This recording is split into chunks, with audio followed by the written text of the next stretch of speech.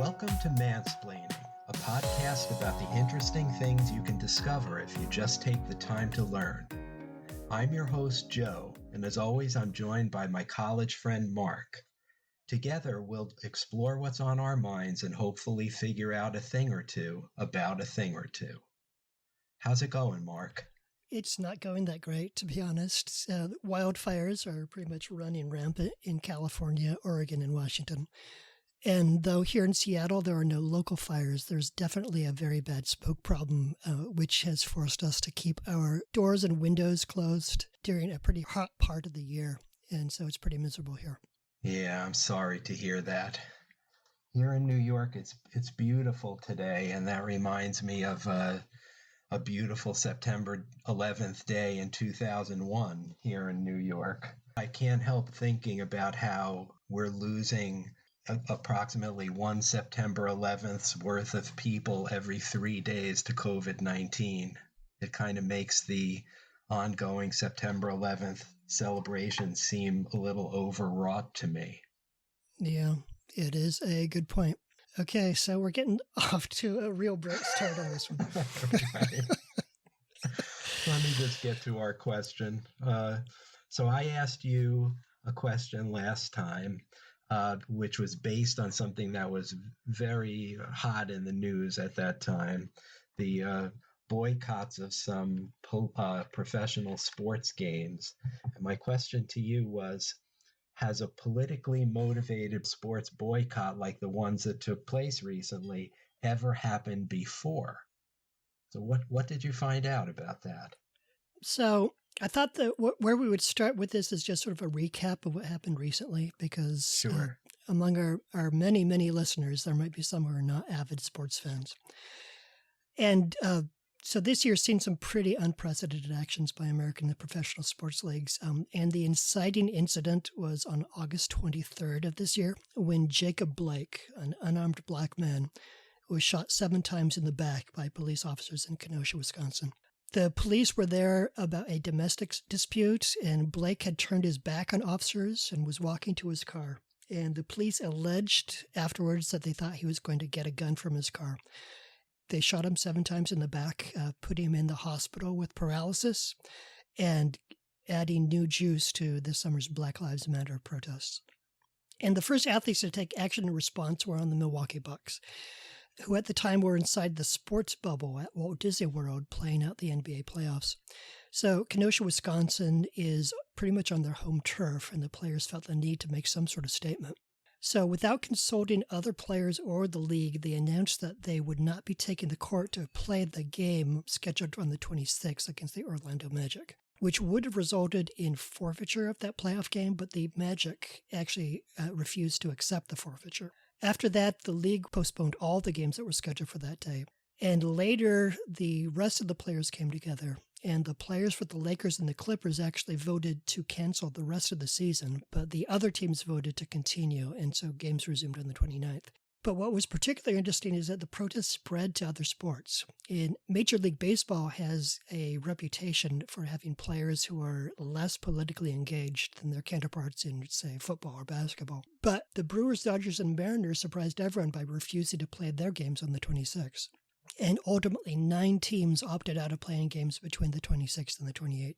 The Major League Soccer League canceled 5 of its 6 games that were scheduled for the 26th, and 9 NFL teams canceled their preseason practices on the 27th. Even the NHL, a very unlikely participant, got into the act, postponing their playoff games scheduled for the 27th and 28th. And like I said, that was a pretty unprecedented display. I wasn't able to find any other political action in sports that looked precisely like that. But there is, however, a record of sports boycotts that goes back almost as long as there has been professional sports. It wasn't particularly surprising to me that the NBA would lead the way, since the player population is 80% African American, and I think of that league as probably the most enlightened and progressive of all the professional sports leagues. But as you mentioned, for MLB and the NFL to also join, not to mention the WNBA, Major League Soccer, the Women's Tennis Association, and other groups, just seemed a singular moment in sports history to my uneducated ears. So I am curious to hear whether anything similar has happened in the past. Yeah. And as we'll see, that cross-sport spread was in fact unprecedented, but it's kind of the culmination of something that's been developing for a very long time. And something I didn't know before looking into this, racism has very frequently been the reason for these sports protests. Though initially, unfortunately, it was the racists who were doing the protesting. So now a quick word on how I understood your question. So when you asked whether there have been events like this, I understood that to mean had there been widespread athlete-led demonstrations in the past. And by that definition, I excluded some events. For instance, there have been occasional government-organized boycotts, such as when the U.S. and some other nations withdrew from the Moscow Olympics in 1980, or the Soviets returning the favor in 1984. But that doesn't seem like the same thing. They were top-down efforts led and organized by politicians and government agencies, and they just feel different from the current moment. And then there were events in which an individual athlete made a stand, but they were not joined in the activity by others. For instance, Muhammad Ali famously refused to fight in Vietnam on religious grounds. Or the Denver Nuggets player Mohamed Abdul Rauf in 95 and 96 refused to stand for the national anthem on the grounds that it was a racist anthem. I excluded those because we could talk all day about individual athletes taking a stand, but I was looking for a more widespread movement. So the first good example of coordinated player action took place in the late 19th century, and I'll warn you now, it's not a happy story. On 4 separate occasions between 1883 and 1888, a white player named Adrian Cap Anson led his Chicago teammates in refusing to play exhibition games against minor league clubs that included black players. In 87, 8 members of the St. Louis Browns did the same, refusing to play an exhibition game against the all-black Cuban Giants and forcing a cancellation of the game. In 1884, Moses Fleetwood Walker had joined the Toledo Blue Stockings of the American Association. Historians today don't think he was the first black major leaguer. There was an earlier one named William Edward White, who was light-skinned and passed for white, but is considered now to be African-American. But Moses Walker was the first one who was openly black. And these player protests ultimately led the league in 1887 to pass a rule barring black players from playing a professional baseball. So you can say in this case that Cap Anson's protest movement actually worked, and the racist won. It would be another 63 years before a black man played in Major League Baseball. So racism pretty much ruled the day in sports, both professional and amateur. But over on the amateur side, the tide started to turn in the 1940s and following, coming out of World War II, in that there was a series of demonstrations to allow black players to play. In 1940, the University of Missouri had a game scheduled against NYU that was going to be held in Columbia, Missouri. And as they usually did, they asked NYU to bench any and all black players on the team. And this was a very common behavior. It was called a gentleman's agreement to not force racist white players to take the field against black players. And NYU had a long habit of granting those requests. But in this case, the team brought the request up at a student council meeting, and it triggered a series of student protests demanding that the player be allowed to take the field. And on one occasion, 2,000 protesters picketed the administration building. Wow. The game went forward. The black player was, in fact, benched. But the protests continued into 1941 since NYU just kept on benching black players when they were playing Southern teams. 7 students protested NYU's complicity in racism and were promptly suspended for 3 months by the university. And so initially, these protests were not getting much action. In 1951, the University of San Francisco was invited to play in the Orange Bowl after going undefeated in the regular season. Allegedly, the invitation was withdrawn after the white players refused to play unless their black teammates were allowed to take the field. And one of the black players was a man named Ollie Matson, who had led the nation in rushing yardage and touchdowns that year, and would later be inducted into the Pro Football Hall of Fame. So it was quite significant that the Orange Bowl did not want him to play in the game. I will say, though, the Orange Bowl has denied everything. They say that they certainly did not withdraw an invitation, but it's notable that the San Francisco Dons went undefeated that year and were not invited to a single bowl game. And it's likely because they had a set of very prominent black players on their team. Now, that was a bowl game, right? Yeah, the Orange Bowl. Right. So those 19th century examples with Cap Anson, I think you mentioned, were exhibition games. I don't know whether this is a fair distinction to draw, but I'm kind of more intrigued by when it's a bowl game or a playoff game in the case of the NHL and NBA in today's example, because I think there's a lot of money and reputations at stake when it's a regular season playoff game or a bowl game, where I'm guessing the schools make a lot of money on the attendance and the gate for those games. So in 1961, there was an exhibition game in the NBA that was scheduled in the Deep South. It was in Kentucky.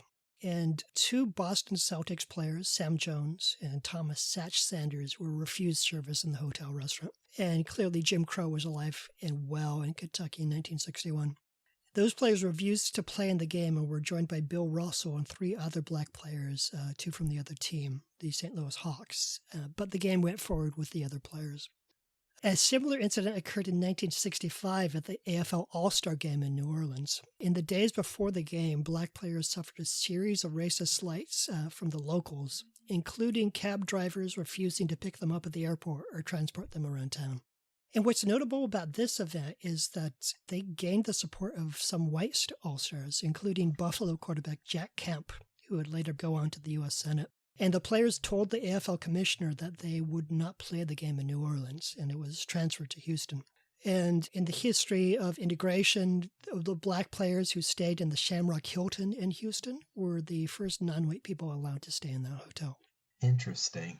So they switch from Louisiana to Texas and get actually better treatment. Yeah. That's counterintuitive to me, because I would have thought Texas would be every bit as racist in 1965 as Louisiana was.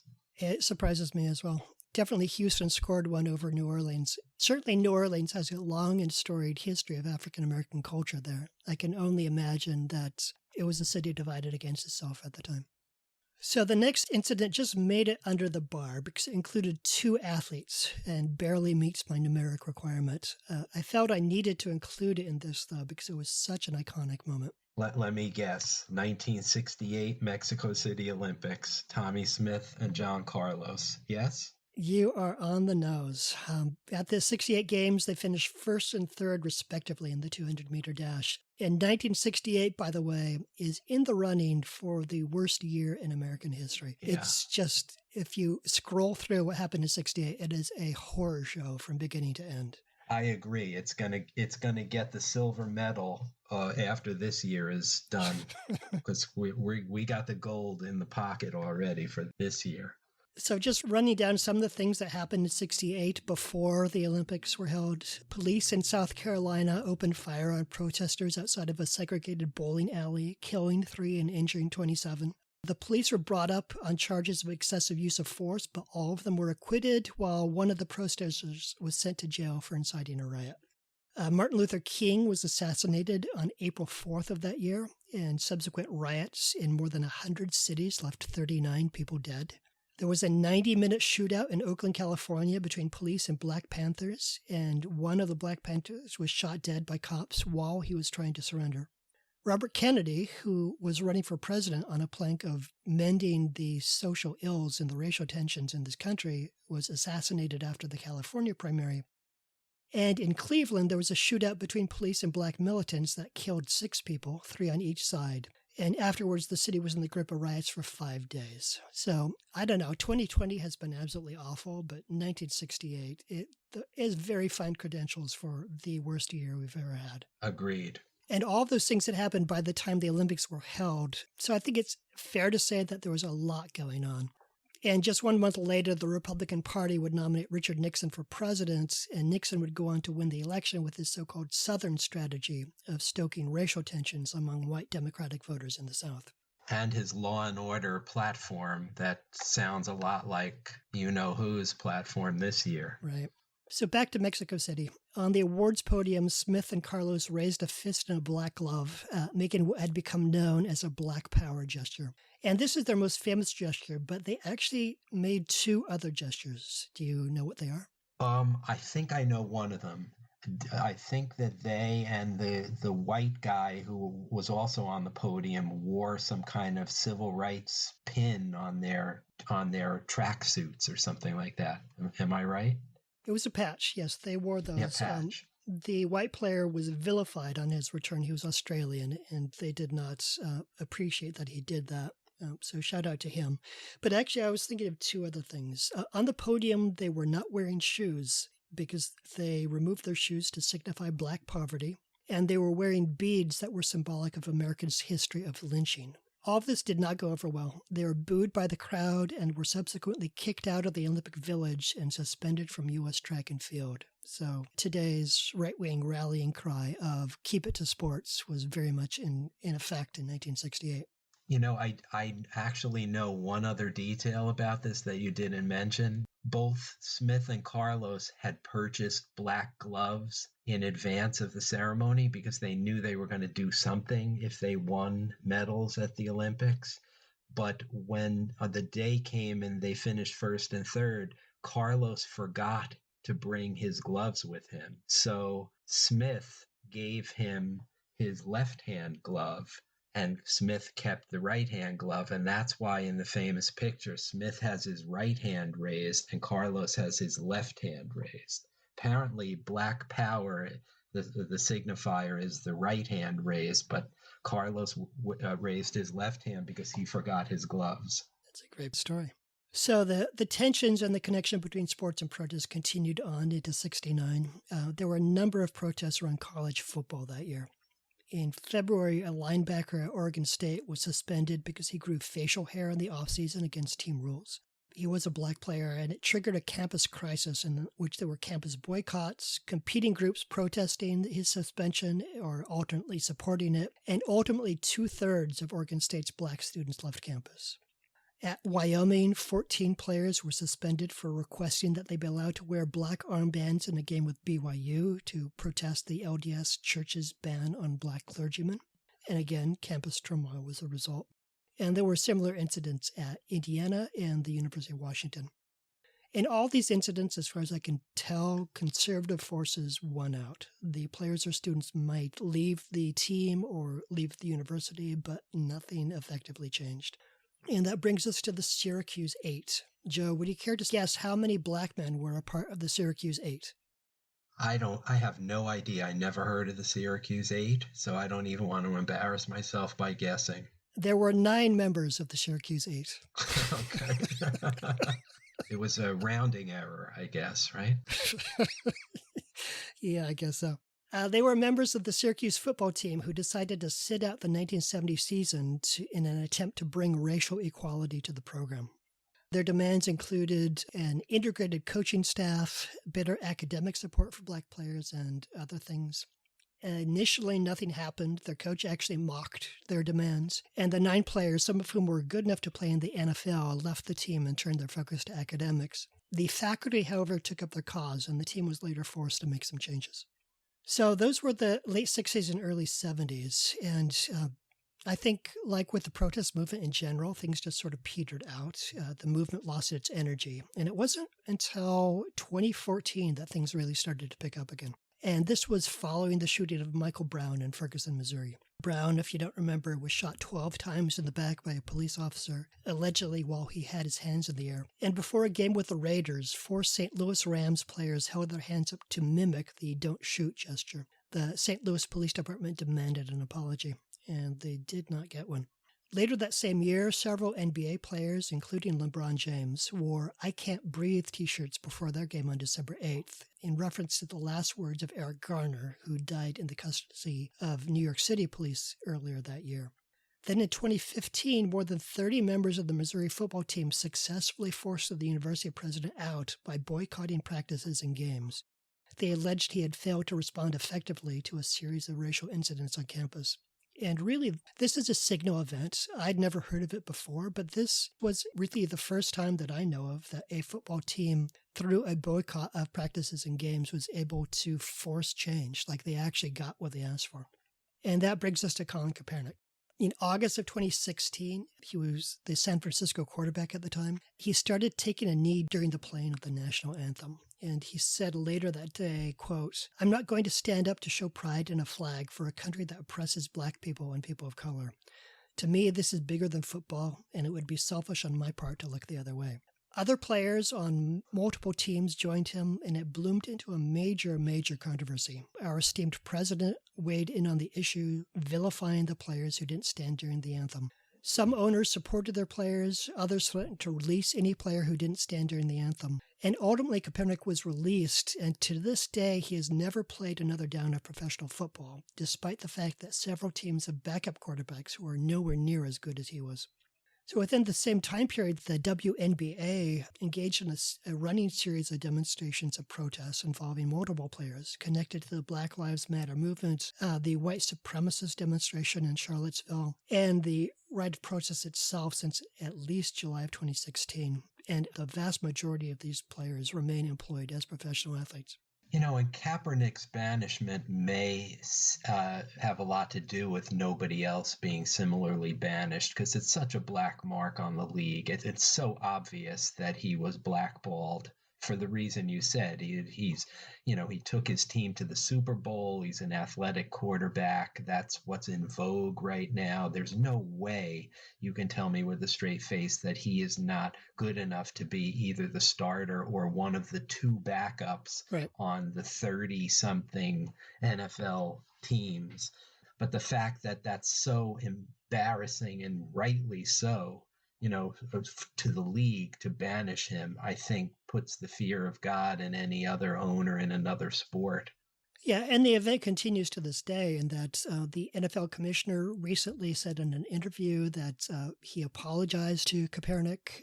Still no team has signed him. So you wonder how sincere that apology is, particularly considering last year and the year before that, there were teams with playoff ambitions, and there's big money at stake for teams that go to the playoffs, and they lost their starting quarterback mid-season, and not a single one of them brought him in for a workout to see if he might be a viable replacement for them. So there is some ironclad blackball that is keeping him from playing, and the rumor around the league has been that it's just like a wink-wink agreement with the Trump White House that they will not allow him to play. Oh, interesting. That I did not hear, but it doesn't surprise me. So that's a run-through of the events. We've seen that athletes have repeatedly used their influence to shine a light on racism and protest it, try to bring change. And as I was going through this, it appears to be accelerating as athletes' wealth and celebrity has grown, and particularly as social media has emerged as an effective platform to get their message out. Athletes appear to be more fully embracing their role as social influencers on both sides of the issues of the day. This recent event was the first one in which a protest spread from one sport to another, but it'll be interesting to see if that becomes a recurring pattern, if athletes start to see that they have more in common with each other as black men in this society than different in that we're in the NBA and those guys are in the NFL. And though I didn't include it in this discussion, I think the 1936 Berlin Games provides an interesting example of the dilemma that can face athletes. There were various attempts to boycott the games because Hitler was going to use them to glorify his regime, which was openly racist and anti-Semitic. And some athletes did skip the games. Well, famously, Jesse Owens competed and won 4 gold medals there. And that kind of presents in a nutshell the question before athletes when they see an issue like this in front of them. Is it better to refuse to compete, or is it better to be out there on the field on the grounds that it's the competition itself and their excellence inside that competition that gives them power? Are athletes more powerful when they're on the field at the center of attention, or are they more powerful when they refuse to compete? And if they refuse, how long will their power endure? And I don't think there are any definite answers to those questions, and so it's likely to come up every time. Right, and that's kind of the crux of the matter, in my view. When you take a knee, as Kaepernick did, and I say this not to diminish what he did, which was very courageous and very influential, and really did start this current movement. I think it's fair to call it a movement throughout sports for racial justice. But when he took that knee, it's a symbolic act, The game is not going to cease to exist. The game is not going to be canceled. But what the athletes did after the Jacob Blake incident was refuse to play altogether, not just take a knee. Right. And because that affects the bottom line of the league and the owners, it's a much more explosive and provocative act, I feel. And for people who aren't enamored with symbolic acts and yet want to see progressive change, I think they would say that's the kind of thing you need to do. You need to refuse to play because that's the only thing that's really going to move the needle and make change. And in fact, the fact that one of the concessions the NBA players got out of this whole 2 or 3 day work stoppage was for their arenas to be used as polling places in the upcoming election, thus defusing one of the big issues right now about there not being adequate places and times for people of color to vote in the upcoming election. Right. So it's not surprising to me that what the NBA did most recently had a kind of practical result, practical positive change that the Kaepernick symbolic action did not have. Oh, sure. Yeah, Kaepernick took a knee prior to playing in the game. You're absolutely right that is different. The recent protests raised the stakes tremendously, particularly within the NBA, where, like I mentioned, 2 of the teams voted to cancel the rest of the season. Right. And that included the Los Angeles Lakers, where LeBron James possibly this year has his final chance at an NBA championship. Right. Yes, good point. So it was remarkable to me that his own commitment, and he was reportedly one of the players urging that they cancel the season, his own commitment is at the point where he's willing to walk away from that element of his personal legacy, where people after he's retired will be comparing him to Michael Jordan as is he or is he not the greatest player of all time, and whether or not he won this number of championships versus that number will be a big part of that. He's willing to walk away from that in order for there to be actual change. Yes. And we really have not seen that before. Yes. And that is absolutely what's going to happen. The players have tremendous power, economic power, and that they can stop something that earns billions of dollars from happening. Obviously, they do so at tremendous personal risk. I'm fascinated to see what the next thing will be. Like, is this the high watermark of player protest where it's a threatened cancellation, but they don't follow through on it? Or is there eventually going to be a season that's canceled because the players feel like they can't, in good conscience, take the court and play for millions of dollars in service of overwhelmingly white ownership when so many people who look like them are suffering?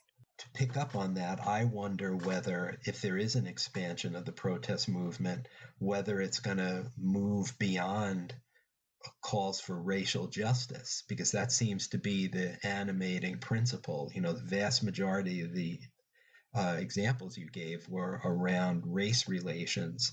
And I wonder whether we're entering a new labor aggressive movement phase of our politics where maybe, Major League Baseball players go out on strike because minor league players are paid a pittance and treated like crap. Yeah. That would not be a purely racial justice reason to go out, but it is something that I know they're talking about right now and getting ready for the next collective bargaining agreement. So I am interested to see if this is going to expand. Right. Yeah, this has played out within the context of race relations. It has not yet expanded in terms of class relations.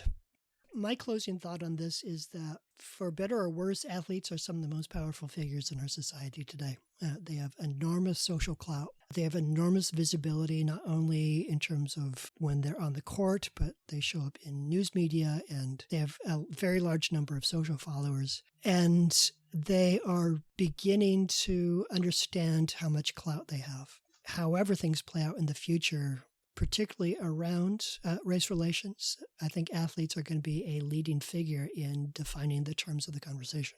Frankly, I'd love to see them harness their power and use it more effectively, too, for things other than just their own careers. I'm just thinking about recently watching The Last Dance on ESPN, the documentary about the Chicago Bulls and Michael Jordan, and that famous quote of Jordan's when he was marketing Nike sneakers, and people encouraged him to take political stances, and he was reported to have said something like, well, Republicans buy sneakers too. Yeah. So, we've come a long way from that point of view. Yeah. And I'd like to see even more agitation by the players, given the power that you so rightly point out they have today.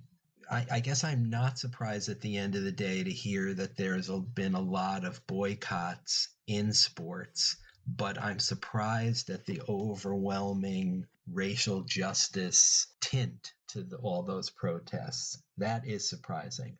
Yeah. Well, if you think about it, the sport field, be it a baseball diamond or a NFL field, is one of the few places in our society where white people and black people come together in such close proximity. And so for black players who are playing in front of predominantly white crowds, or black players who are playing for predominantly white owners, or for a league where the commissioner and the executives are white, it doesn't feel surprising to me that that was a flashpoint, that these people would in particular feel the injustices personally, because there might be a white player across the room who didn't experience the same things. Sports in themselves can be intrinsically racist. How long was it before there was a starting quarterback in the NFL who was a black man? Right. How long was it before there was a manager of a Major League Baseball team who was a black man? These things have always taken way too long. And so for me, it's not that surprising that this is repeatedly the issue that they would be fighting over. Yes, I think you're right about that. And I'm heartened when you hear that the NHL, the whitest league in the world, goes out on their boycott/strike in solidarity with their brothers in the NBA. That's inspiring to me. Right. Fingers crossed that this is a sign of something better. Yeah. Okay, you have a question for me. Yes. So, as I mentioned at the top of the episode, we are waking up here on the West Coast to orange skies. So my question is, wildfires have become such a recurrent problem, particularly in California, but now just up and down the West Coast. It seems like every summer there's some cataclysmic wildfire event. To what extent can we be confident that these fires either are or are not a consequence of global warming? All right. I'll get on that, and I'll have an answer for you next time. And that's it for this edition of Mansplaining. That was Mark, and I'm Joe, and we'll talk to you next time. That's it for this edition of Mansplaining. Mansplaining is brought to you by Joe and Mark and nobody else. Thank you for hanging out with us for a little bit, and we'll see you next time.